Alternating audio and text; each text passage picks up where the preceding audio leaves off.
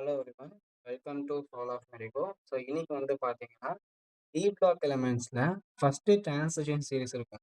ஸ்காண்டியம்லேருந்து zinc வரைக்கும். இந்த transition சீரிஸ்க்கு electronic configuration எழுதுறதுக்கு ஒரு ட்ரிக் இருக்கு. ஸோ அந்த ட்ரிக்கை வந்து பார்த்தீங்கன்னா இன்னைக்கு சொல்ல போகிறேன். ஃபஸ்ட்டு வந்து உங்களுக்கு கொஷின்ஸ் கேட்குறாங்க அப்படின்னா, ஃபஸ்ட்டு டிரான்சிஷன் சீரிஸ் இருக்கிறதா வந்து மோஸ்ட் ஆஃப் த டைம் கேட்பாங்க. காம்படிட்டிவ் எக்ஸாம் இருந்தாலும் சரி, இல்லை அப்படின்னா போர்டு எக்ஸாம்லேயும் சரி. இந்த ஃபஸ்ட்டு சீரிஸை மட்டும் மறக்கவே கூடாது. கண்டிப்பா ஞாபகம் வச்சுக்கணும். நீங்க வேர்ல்ட் பீரியாடிக் டேபிளையும் மனப்பாடம் பண்ணினாலும், இந்த சீரிஸ நீங்க ஞாபகம் வச்சுக்கணும். அதாவது ஸ்காண்டியம்லேருந்து ஜிங்க் வரைக்கும் டிரான்சிஷன் சீரிஸ் 1ன்னு சொல்லுவோம். Scandium, vanadium sorry scandium, titanium, vanadium. Scandium, titanium, vanadium, chromium, manganese, ஃபி, கோ, நி, கு, இசட். ஸோ இதுக்கு ஷார்ட்கட்லாம் இருக்கும். நான் வந்து பார்த்தீங்கன்னா, நான் டைரக்ட்டாவே மெமரி பண்ணிட்டேன். ஸோ இதுக்கு மட்டும் அந்த அயர்ன்லேருந்து ஜிங்க் வரைக்கும் சும்மா நிமோனிக்ஸ்மா அது எனக்கே சும்மா வச்சுப்பேன். ஃபீகோனிக் ஜிங்க் அந்த மாரி சும்மா ரைமிங் ஆகுற மாரி நான் ஞாபகம் வச்சுட்டேன். இந்த மாரி நீங்க சொல்ல சொல்ல அப்படியே பழகிக்கும். நீங்க இந்த ஷார்ட்கட் வச்சு ஞாபகம் வச்சுக்கலாம். Scandium, titanium, vanadium, chromium, manganese, ஃபீகோனிக்கு ஜிங்க். இத நீங்க ஞாபகம் வச்சுக்கணும். அதுக்கப்புறம் அதோட அட்டாமிக் நம்பர் தெரிஞ்சுக்கணும். ஸ்காண்டியமுடைய அட்டாமிக் நம்பர் வந்து 21. டைட்டானியம்க்கு 22, வெனீடியம்க்கு 23, குரோமியம்க்கு 24, மேங்கனீஸ்க்கு 25, அயனுக்கு 26, கோபால்ட்டுக்கு 27, நிக்கலுக்கு 28, காப்பருக்கு 29, ஜிங்க்குக்கு வந்து பார்த்தீங்க அப்படின்னா 30. ஜிங்க்குக்கு வந்து 30. இப்ப என்ன பண்ணணும் அப்படின்னா, இதுக்கு எலக்ட்ரானிக் கான்ஃபிகரேஷன் கேட்குறான்னு வச்சுக்கோங்க. ஒரு ட்ரிக் ஞாபகம் வச்சுக்கோங்க. என்ன அப்படின்னா, இது எல்லாத்துக்குமே வந்து அந்த இனர்ட் கேஸ் கான்ஃபிகரேஷன் எழுதுவோம் இல்லையா? அந்த இனர்ட் கேஸ் கான்ஃபிகரேஷன் எல்லாத்துக்குமே ஆர்கான் தான் வரும். ஸோ எல்லா எலக்ட்ரானிக் கான்ஃபிகரேஷனுக்கும் ஆர்கான் அப்படிங்கிறத மென்ஷன் பண்ணிக்கோங்க. ஆர்கான் அப்படிங்கிறது எதுக்கு மென்ஷன் பண்றோம்?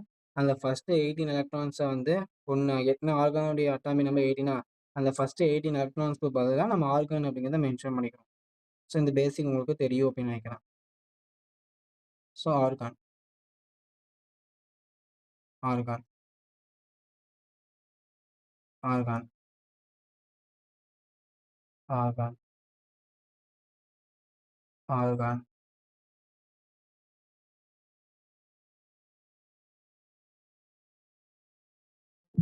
1 மினிட்.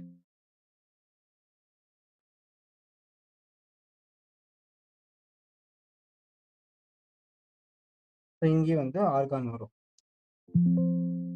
ஸோ அந்த இடத்துல என்னால எழுத முடியல. அதனால நீங்க வந்து நோட் பண்ணிக்கோங்க. அங்கேயும் ஆர்கான் தான் இருக்கு. ஓகேங்களா? இப்ப வந்து என்ன பண்ண போறோம் அப்படின்னா, அந்த ட்ரிக் நான் சொல்லிடுறேன். ஃபர்ஸ்ட் ஆஃப் ஆல் இத நீங்க ஞாபகம் வச்சுக்கோங்க. 3D, 4S 3D, 4S இது வந்து அந்த ஆர்டர்ல வந்து நீங்க ஞாபகம் வச்சுக்கணும். இந்த டிரான்சிஷன் இதுக்கு முன்னாடி ஞாபகம் வச்சுக்கோங்க. 3D, 4S 3D, 4S 3D, 4S இத வந்து எல்லாத்துக்கும் எழுதிக்கணும். 3D, 4S 3D, 4S 3D, 4S 3D, 4S 3D, 4S 3D, 4S 3D, 3D, 4S. So இதான் வந்து ஃபர்ஸ்ட் ஸ்டெப். ஃபர்ஸ்ட் ஸ்டெப் என்ன? எல்லாத்தையும் நீங்க ஃபர்ஸ்ட் டிரான்சிஷன் சீரிஸோட எலக்ட்ரானிக் கான்ஃபிகரேஷன் கேட்டாங்கன்னா, ஆர்கான் எழுதிடணும். நெக்ஸ்ட் 3D எழுதிடணும். 4S எழுதிடணும். நெக்ஸ்ட் என்ன பண்ணணும் அப்படின்னா, இங்க 21 இருக்கா? இந்த 21 அப்படிங்கிறத என்ன பண்ணணும்னா, இன்டர்சேஞ்ச் பண்ணி எழுதணும். 21 இருக்குன்னா 1, 2 அப்படின்னு எழுதணும். 22 இருக்கு அப்படின்னா 2, 2 அப்படின்னு எழுதணும். 23 இருக்கு அப்படின்னா 3, 2 அப்படின்னு எழுதணும். 24 இருக்கு அப்படின்னா 4, 2 அப்படின்னு எழுதணும். 25 இருக்கு அப்படின்னா 5, 2 அப்படின்னு எழுதணும். 26 இருக்குன்னா 6, 2 அப்படின்னு எழுதணும். 27 இருக்குன்னா 7, 2 அப்படின்னு எழுதணும். 28 இருக்கு அப்படின்னா 8, 2 அப்படின்னு எழுதணும். 29 இருக்குன்னா 9, 2 அப்படின்னு எழுதணும். 30 இருக்கு அப்படின்னா, இங்க வந்து பார்த்தீங்கன்னா உங்களுக்கு 2 வந்துரும். இங்க வந்து 10 வந்துரும். ஸோ இத மாரி ஞாபகம் வச்சுக்கோங்க. இது ஒண்ணு மட்டும் எக்செப்ஷன். அந்த ஜிங்க்குக்கு மட்டும் நாம அந்த மெத்தட் ஃபாலோ பண்ண முடியாது. மீதி இருக்கக்கூடிய எல்லா எலிமெண்ட்ஸ்க்கும் இந்த மெத்தட் ஃபாலோ பண்ணிக்கலாம். இதுல வந்து ஒரு எக்செப்ஷன் இருக்கு. 2 எக்செப்ஷன் இருக்கு. என்ன அப்படின்னா, குரோமியம் அண்ட் காப்பர். ஏன் இதுக்கு மட்டும் எக்செப்ஷன் இருந்தது அப்படின்னா, இங்க வந்து due to the stability of the half filled electronic configuration. அதாவது டி ஆர்பிட்டாலுடைய ஃபுல்ஃபில் எலக்ட்ரானிக் கான்ஃபிகரேஷன் அதுல 10 எலக்ட்ரான்ஸ் இருக்கணும். ஹாஃப்-ஃபீல்ட்னா 5 எலக்ட்ரான்ஸ் இருக்கணும். அப்போ அந்த 5 எலக்ட்ரான்ஸ் இருக்கிறது வந்து பார்த்தீங்கன்னா, ஸ்டேபிளா இருக்கும். ஸோ, அதனால எலக்ட்ரானிக் கான்ஃபிகரேஷன் என்னவா இருக்கும் அப்டின்னா, 3d 4sஆ இங்க இருக்கக்கூடிய அந்த 2 எலக்ட்ரான்ல 1 எலக்ட்ரான் வந்து டி ஆர்பிட்டாலுக்கு ட்ரான்ஸ்ஃபார்ம் ஆயிரும். அப்ப இங்க 5 வந்துரும். இங்க 1 வந்துரும்.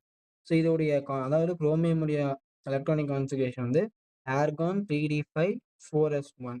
நெக்ஸ்ட் வந்து பார்த்தீங்கன்னா, காப்பரோட எலக்ட்ரானிக் கான்ஃபிகரேஷன் ஃபுல்ஃபில்டு ஆர்பிட்டால் வந்து மோர் ஸ்டேபிளா. அதனால என்ன ஆகும்னா, இங்க இருக்கக்கூடிய ஒரு எலக்ட்ரான் வந்து டி ஆர்பிட்டாலுக்கு ட்ரான்ஸ்ஃபார்ம் ஆகும். அப்போ உங்களுக்கு ஆர்கான் 3d10 4s1 அப்படின்னு வரும். இது ஏன் இந்த மாரி வந்துச்சு அப்படிங்கிறத நான் எக்ஸ்பிளைன் பண்ணிட்டேன். உங்களுக்கு புரிஞ்சிருக்கும்னு நெனைக்கிறேன். ஸோ இதான் வந்து ஒரு சின்ன ட்ரிக். இந்த electronic configuration of the transition series of 1 அந்த ஃபர்ஸ்ட் டிரான்சிஷன் சீரிஸ்க்கு ஒரு ட்ரிக் மாரி இருக்கும். இந்த வீடியோ உங்களுக்கு யூஸ்ஃபுல்லா இருக்கும்னு நெனைக்கிறேன். தேங்க்ஸ் ஃபார் வாட்சிங்.